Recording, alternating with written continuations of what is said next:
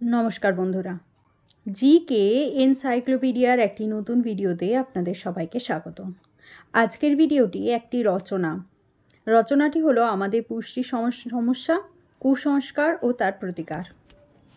শুরু করা যাক আজকের রচনাটি। কুসংস্কার বলতে দুষ্ট ভ্রান্ত ধারণা বা প্রথাকে বোঝায়। সমুচিত বিবেচনা ব্যতীত সিদ্ধান্ত বা যুক্তিহীনভাবে উৎপন্ন বিশ্বাসকে কুসংস্কার বলা হয়। খাদ্য বিষয়ে কিছু ভ্রান্ত প্রথাকে আমরা মেনে চলি। শিক্ষার অভাবই এই সমস্ত যুক্তিহীন কুসংস্কার মেনে চলার জন্য দায়ী। কুসংস্কারাচ্ছন্ন হয়ে সময় সময়ে আমাদের অনেক পুষ্টিকর খাদ্য না খেয়ে অপুষ্টিকর খাদ্য খেয়ে থাকেন, ফলে অপুষ্টিতে ভুগতে হয়। শুধু আমাদের দেশেই নয়, পৃথিবীতে বিভিন্ন দেশে খাদ্য বিষয়ে কিছু কিছু কুসংস্কার লক্ষ্য করা যায়।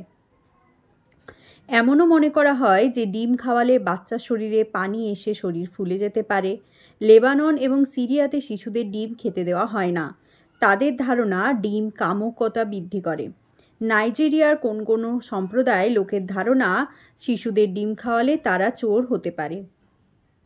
বর্মী মহিলারা গর্ভকালীন অবস্থায় শরীর ফুলে যাওয়ার ভয়ে শাকসবজি খাওয়া কমিয়ে দেন। মালাও মহিলারা গর্ভাবস্থায় কোনো জন্তুর মাংস খান না। তাদের বিশ্বাস এই সব জন্তুর বৈশিষ্ট্য নিয়ে শিশু জন্মগ্রহণ করতে পারে। পাকিস্তানের এক গবেষণায় জানা গেছে গর্ভবতী মায়েরা ফুলকপি, শালগম, আলু ইত্যাদি গ্রহণ করেন না। তাদের ধারণা এই খাদ্যগুলি পাকস্থলীতে ব্যথা সৃষ্টি করে।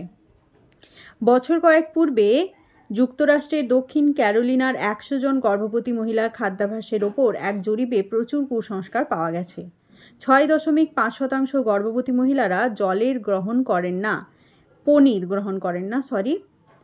গ্রহণ করেন না, কারণ তাদের বিশ্বাস প্রসবের সময় শারীরিক অবস্থা শুষ্ক হবে। পনির এবং দুধও গ্রহণ করেন না, পেটের শিশুর ক্যান্সার হবে সেই ভয়ে। দক্ষিণ প্রশান্ত মহাসাগরের দ্বীপগুলিতে গর্ভবতী মায়েরা আঁশযুক্ত মাছ খান না। তাদের বিশ্বাস বাচ্চার মাথা আঁশযুক্ত হবে। আবার ইথিওপিয়াতে গর্ভবতী মায়েরা তাজা মাংস খান না, তাদের বিশ্বাস গর্ভপাত হবে। মালদ্বীপের অনেক গর্ভবতী মহিলারা মুরগির মাংস খান না। তারা মনে করেন গর্ভবতীর হাঁপানি রোগ হবে। মালয়েশিয়ার অনেক প্রসূতি মায়েরা 40 দিন পর্যন্ত ফল ও শাকসবজি খান না। এশিয়ার কোনো দেশে বুকের দুধ বিষাক্ত হয়ে যাওয়ার ভয়ে প্রসূতি মায়েরা মাংস খান না। দক্ষিণ ভারতের প্রসূতি মায়েরা বেগুন, ভুট্টা খান না প্যারালাইসিস হবার ভয়ে। কুসংস্কার বলতে দুষ্ট ও ভ্রান্ত ধারণা বা প্রথাকে বোঝায়। সমুচিত বিবেচনা ব্যতীত সিদ্ধান্তহীনভাবে উৎপন্ন বিশ্বাসকে কুসংস্কার বলা হয়।